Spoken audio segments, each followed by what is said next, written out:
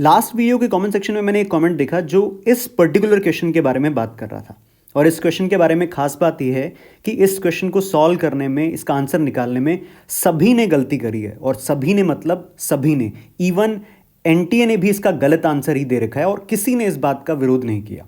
तो पहले इस क्वेश्चन को समझते हैं ध्यान से। अगर हम देखें तो हमारे पास में समेशन ऑफ टी आर दे रखा है, ठीक है। Summation of T R 2n-1, 2n+1, 2n+3, 2n+5 दे रखा है, डिवाइडेड बाय 64 है। तो इसको एक बार के लिए हम Sn मान लेते हैं। अब समेशन ऑफ टी आर देने से अगर हम Tn फाइंड करें, जो कि हम निकाल सकते हैं Sn-Sn-1 करके, और ये निकल जाएगा Tn।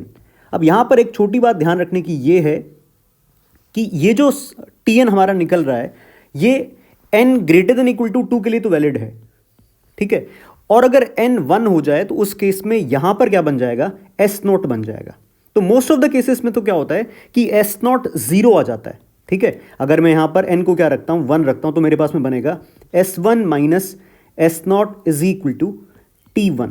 तो अगर मैं S0 फाइंड करूं, S0 का मतलब इस एक्सप्रेशन के अंदर अगर मैं n की जगह 0 रख देता हूं तो मेरे पास में S0 यहां से आ जाएगा -1 into 1 into 3 into 5 divided by 64।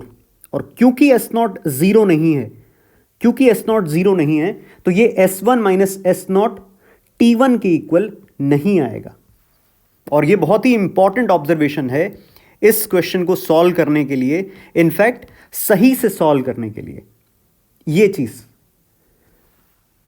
तो इसका मतलब ये हुआ कि अगर T1 S1 माइनस S0 नहीं है तो हमें T1 को सेपरेटली सॉल्व करना पड़ेगा। और ये चीज किसी ने भी नहीं सॉल्व करी।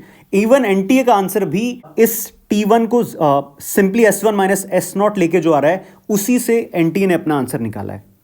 तो सॉल्व करते हैं, इसका पूरा आंसर क्या आएगा, क्या वो ऑप्शन में है या नहीं है, ये भी हम चेक करते हैं। तो सबसे पहले तो Tn आ जाएगा हमारे पास में Sn-1 करके 2n-1, 2n+1, 2n+3, 2n+5 minus 2n-3, 2n-1, 2n+1, 2n-3 divided by 64। और हम ये ध्यान रखेंगे this is valid when n is greater than equal to 2। और इसको सिंप्लीफाई करके हमारे पास में Tn आ जाएगा 2n-1, 2n+1, 2n+3 और इनटू में 2n+5 माइनस 2n-3, 8/64 ये बन जाएगा डिवाइडेड बाय 8। ये चीज हमें ध्यान रखनी है। अब हमसे पूछा है summation of 1/TR। Summation of 1/TR हमसे पूछा है, तो यहां से अगर मैं लिखूं तो summation of 1/TR R is equal to 1 से n अगर हम निकालें तो इसको थोड़ा समझदारी से हमें लिखना पड़ेगा 1/T1 plus summation 1/TR R is equal to 2 to n। क्योंकि T1 ये नहीं है, ये हमें ध्यान रखना है। T1 इस डिफरेंस से मतलब ये चीज n इज इक्वल टू 1 पर वैलिड नहीं है। अच्छा, तो T1 है कितना, ये हम बड़े आराम से निकाल सकते हैं। ध्यान से देखो, अगर मैं यहां पर n की जगह 1 रख देता हूं, तो एक तरह से S1 ही क्या आ जाएगा, T1 आ जाएगा। तो ये बन जाएगा 1 into 3 into 5 into 7 divided by 64। ये अपना T1 है। तो T1 1/T1 करके तो पहले लिख देता हूं 64/3 इंटू 5 इंटू 7 प्लस ये जो हमारा समेशन ऑफ 1/TR है, ये टेलीस्कोपिंग से हम सॉल्व कर सकते हैं। 8 बाहर निकालते हैं समेशन के अंदर 2r-1, 2r+1, 2r+3, ऊपर हम डिफरेंस क्रिएट करते हैं 2r+3 माइनस 2r-1 और बाहर आ जाएगा 4। ये बन रहा है 64/3 इंटू 5 इंटू 7 प्लस 2 इंटू यहां से बन रहा है समेशन के अंदर 1/2r-1, 2r+1 minus 1/2r+1, 2r+3 और r है r इज इक्वल टू 2 से n।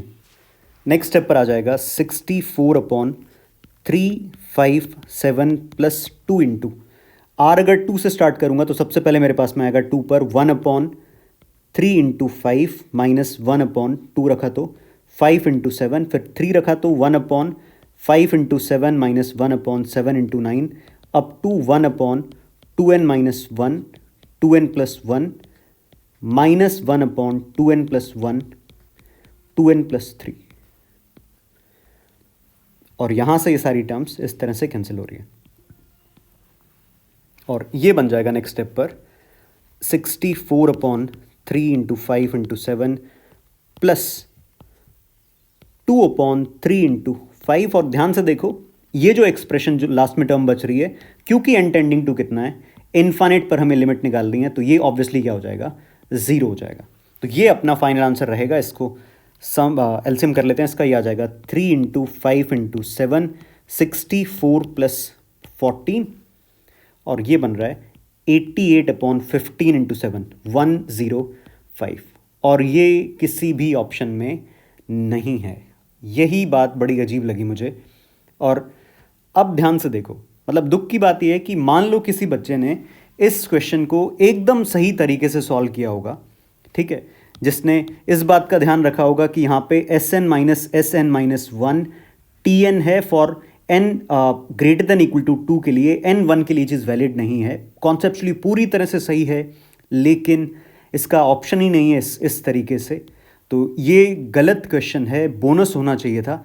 अगर तुम में से किसी का आंसर 88/105 आया था एग्ज़ाम के अंदर और तुम ये क्वेश्चन छोड़ के आए थे, तो मेरी पूरी क्या कहते हैं सिंपैथी तुम्हारे साथ में, तुम पूरी तरह से सही थे, तब भी तुम्हें मार्क्स नहीं मिले।